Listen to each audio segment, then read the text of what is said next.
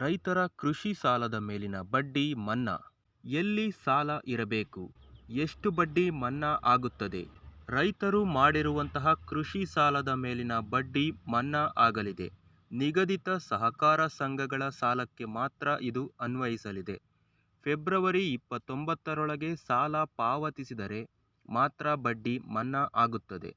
10 ಲಕ್ಷದವರೆಗೆ ಸಾಲದ ಬಡ್ಡಿ ಅನ್ವಯ ಆಗಲಿದೆ.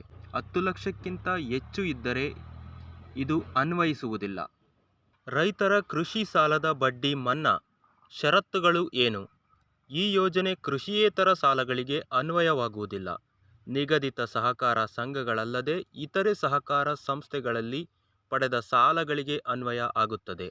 ರಾಜ್ಯ ಸರ್ಕಾರದ ಬಡ್ಡಿ ರಿಯಾಯಿತಿ ಬದ್ಧತೆಯಡಿ ವಿತರಿಸುವ ಕೃಷಿ ಸಂಬಂಧಿತ ಮಧ್ಯಮಾವಧಿ ಮತ್ತು ದೀರ್ಘಾವಧಿ ಸಾಲಗಳಿಗೆ ಅನ್ವಯ ಆಗಲಿದೆ.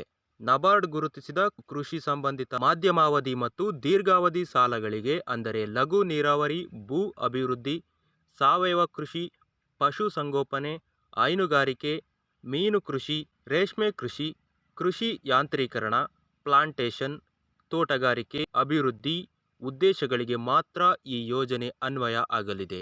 ಮ್ಯಾರಟೋರಿಯಂ ಅವಧಿಯಲ್ಲಿ ಸುಸ್ತಿಯಾಗಿರುವ ಬಡ್ಡಿಗೂ ಅನ್ವಯವಾಗಲಿದೆ.